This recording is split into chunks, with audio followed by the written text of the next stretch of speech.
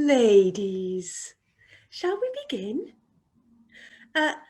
Miss Hailstone, Miss Hailstone, could you turn your television down, please? Your telly, it's a bit loud. Just turn it. Brilliant, thank you very much.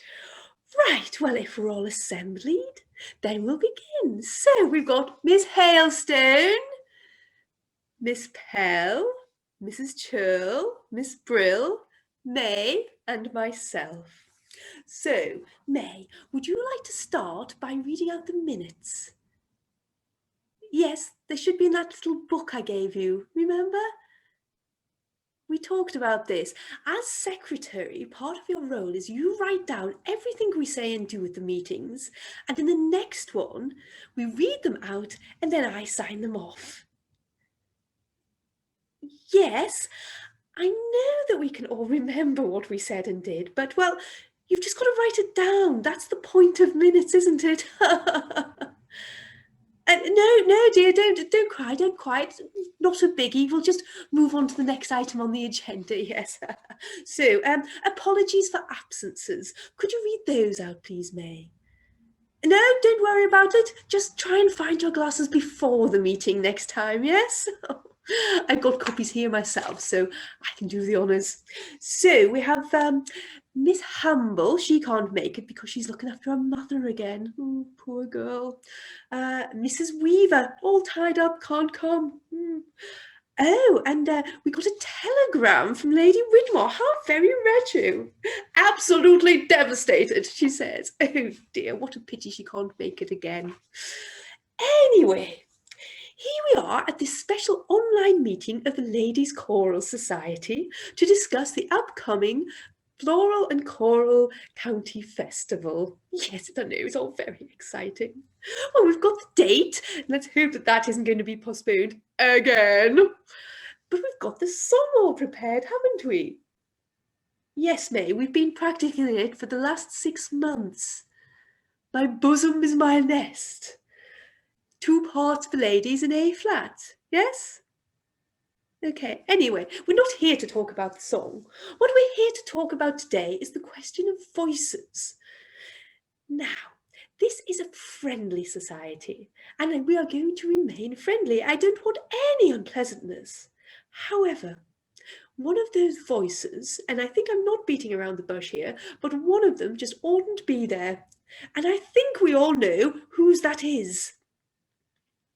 Now, don't get me wrong. I mean, I like Miss Codlin. She really is a delightful lady. Always willing to give us lifts in a little car here and there. And yes, she's very generous. She'll lend you her recipes. She'll lend you any books you might like to read. I think I've still got a few of them up here. And yes, any knitting patterns as well. It's lovely. And you're right, Miss Pell, very regular churchgoer, even in all these online business. She's there every week and is always willing to be a very generous donator when it comes to anything the church is asking for. But, well, the problem is she just doesn't blend. May, darling, I think I just heard your doorbell go. Yes, I definitely heard it there again. I think you should just go and check on that, shouldn't you? Yes, okay, you go, yes. Now, ladies, now that May's out of the room, so to speak, I just wanted to say that, well, Miss Codlin is worse than May ever was. And you know what happened the last time that we let May sing in a concert? Yes, that's right, Miss Huddleston, yes. We were disqualified. Now, I think you'll all agree that that is a very serious question to address. Ah, May, you're nobody there. Oh, what a silly me I am. I'm just going a bit funny on it. Anyway, the question of voices, or one voice in particular, that is Miss Codlin's. Well, it's a very strong voice, yes, but the problem is you just can't drown it out, can you? I mean, you can hear it over the sopranos, you can hear it over your piano, Miss Pell. You can hear it right the way down the street. Well, I tell you, I don't know if you can remember, but at our last in-person recital, I know that was some time ago now, but while we were there, I was stood to the left of Miss Codlin and she was my right, so I had a good time during the recital and the rehearsal to listen over her voice again and have a think about what I could say to her. And I was very tactfully, I put it to her afterwards. I said, "Oh, Miss Codlin, whom do you think stands out so amongst the alto line?" And you know what she said to me? Well, she said she hadn't noticed. Hadn't noticed? I mean, oh, come on.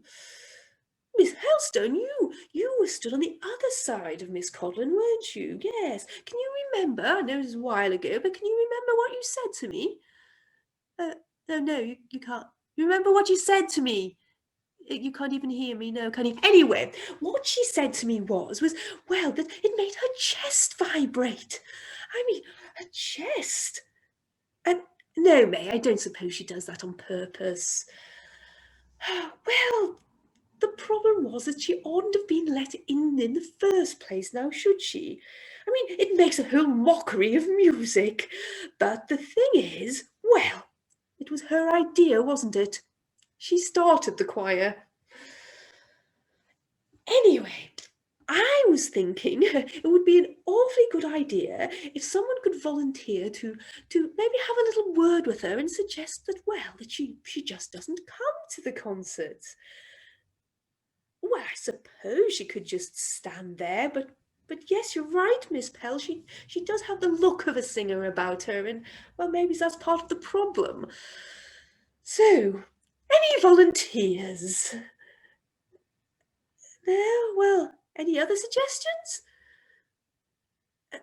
Oh, May, I don't think that anonymous letters are a very nice thing to do. No. But, oh, actually, maybe, May, darling, as part of your job as secretary, you have to look after all of the coats and the handbags during the competitions, don't you? Yes, I thought so. And that means that you have to stay in the cloakroom throughout the entire event. Yes. Well, I think you should resign from your post of secretary immediately. Oh, no, you're doing a marvellous job as secretary. Isn't she, Lady? Best secretary we've ever had.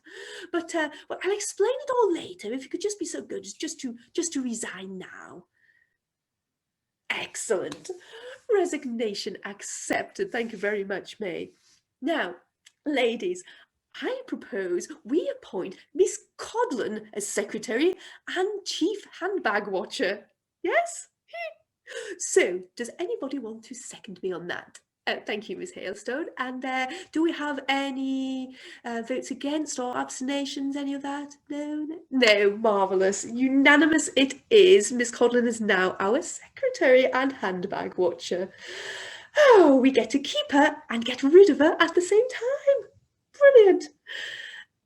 Oh, well, I suppose you're right, Miss Brill. It isn't entirely above board, but, well, poor May couldn't find her glasses, could she? So she couldn't make minutes for this meeting. What's that, May? Do you sing if Miss Codlin can't? Well, May, I think my connection's breaking up. Yes, I'm losing you all. I'm